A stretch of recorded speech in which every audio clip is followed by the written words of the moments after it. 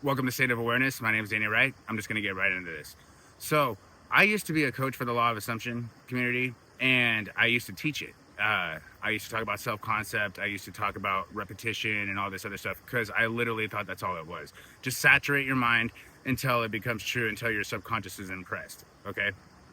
But I've completely veered away from that, obviously, based off my channel. What ended up helping me understand this was obviously knowing that I can observe my thoughts, because anything you can observe, you're not that, okay?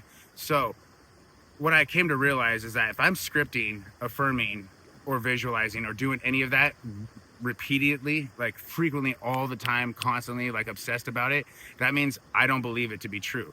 I was convincing an ego that needed my attention to survive. Lo and behold, I ended up sitting there, observing my thoughts, doing my thing, separating from the ego, and come to find out that I can just decide. This has been the most effortless way of manifesting. When you're affirming, scripting, or visualizing, if you notice, if you keep doing it, that just shows that you're not that. Okay, if you need to repeat something over and over and over again, that means you're treating the subconscious as separate from you, and you're not understanding that you don't need to. This isn't belief creation. This is honing in on you being aware of what's happening. Okay, so awareness just is. Awareness is everything. You can lock it in and place something within your awareness and decide it right then and there, knowing that you're not the ego, knowing that you're not convincing the ego, because the ego isn't you. It's a distortion inside of awareness. So the ego looks at it as like, oh, just repeat it until I'm convinced, basically. And people like to use identities, like they're selecting states of consciousness with their attention. So they think they need to repeat something over and over and over again in order to be that, when really you can just decide now.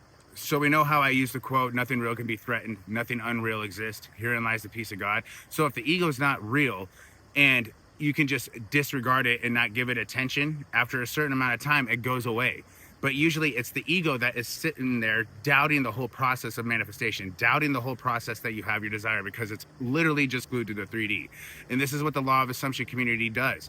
They end up repeating something to the point of exhaustion. And you got to remember, consciousness expands and proceeds forward. It doesn't go backwards. It doesn't just lock in time right then and there and just like, this is it. This is all manifestation is. You got to repeat it 10,000 times. Then what's the point of calling yourself the God of your reality if you have to repeat something like that? And I understand that we have belief systems within us, but we use the ego as a tool now. We integrate it and understand that we aren't the ego. We aren't this character.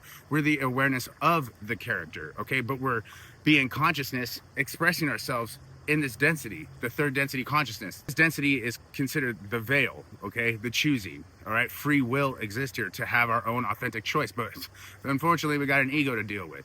But we can't get rid of the ego, so we silence it, we quiet it, we observe the mind, we don't identify with the mind because there's something beyond that that's aware of it, okay? So in the Law of One, Ra states that everything's already one, because everything is the creator. But if you're trying to form an assumption, that is implying that there's two here. There's two separate selves. There's the ego that you need to convince, and then there's the true self, which is you, as awareness, as consciousness. So once you start seeing the thoughts as illusions and the emotions as illusions, well, your emotions are always right. They're basically telling you that, hey, you're not thinking correctly, and they allow you to enjoy your reality too at the same time.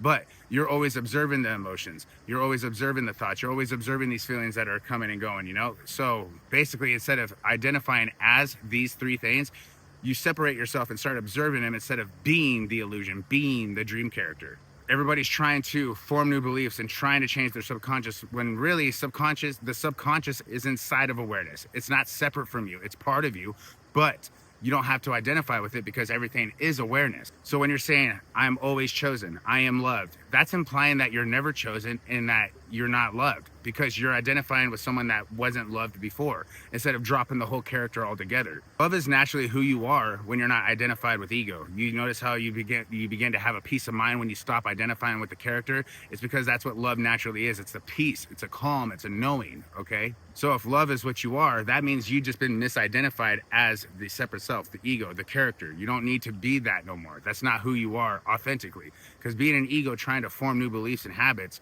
is misidentification, it's inauthentic, and you're trying to keep up a character that no longer is needed because you've never been that to begin with. You're better off identifying as the I am, as awareness, not this limited ego that only knows memories and thought patterns and thought loops. It's just mental activity in your mind. And the mirror doesn't change because you acted confident. The mirror changes once you stop identifying as a person who needed to act at all. You stop identifying as the person that needed to be confident because you already know that you are awareness. You don't need to sit here and pretend to be confident in order for something to be reflected back to you. That's just implying that you're not confident. So I'll tell you a little story. When I was doing my whole self-concept journey, doing the shadow work, thinking that there was something wrong with me, I even bought a course talking about confidence, and it wasn't bad. Like, it's good, you know. It wasn't a bad course at all. I was sitting there one day and I'm like, okay, so was it my affirmations that caused me to have the recognition, or was it a sudden change in my perception? Because, you know, perception creates reality. So was I perceiving it through the lens of, oh, I'm constantly in a loop of fixing myself, or am I identifying as someone that needs to be fixed, and is that what's being reflected back to me? So what I ended up realizing was, it wasn't the amount of affirmations I said, it wasn't how many hours of sleep tapes I had, it was just the sudden recognition that I'm not the ego, and I was able to observe it. Once I found out that I can observe my thoughts and observe everything without taking ownership of it, like the community was telling me, that's when my reality switched up. That's when I had my ego death, because I realized that I kept maintaining an illusion that was never real. Okay, that's why it says nothing unreal exists, because the ego doesn't exist unless you place your attention on it and keep feeding the mind. Because if you're living in duality, that means you're living as two separate selves, being the mind and awareness. Okay, you're the awareness that knows the mind, you're the awareness that knows the body. Okay, but people want to assume these things. They say, oh, your life, everything's just based off assumptions. Listen, I'm not dogging Neville. I love Neville's work. I have his books. But at the same time, not everything goes off assumption. It goes off who you're being, okay? But if you're identifying as a separate self that needs to form new beliefs, you're going to have that reflected back to you, because that's in your awareness. Your awareness is manifesting that. It's not about how many times you said an affirmation, because this isn't mind identification anymore that I teach. I don't teach you to identify with the mind. I'm telling you to separate from the mind and don't even listen to what it says, because it doesn't know what it's talking about. We're sitting over here trying to fix thoughts all the time, but it's like, oh, we're flipping thoughts, we're doing this, we're doing that, when really you're the one that's aware of the person fixing thoughts. You're not the one fixing thoughts itself, because if you're going to sit there and battle the ego all day, good luck. You're going to exhaust yourself.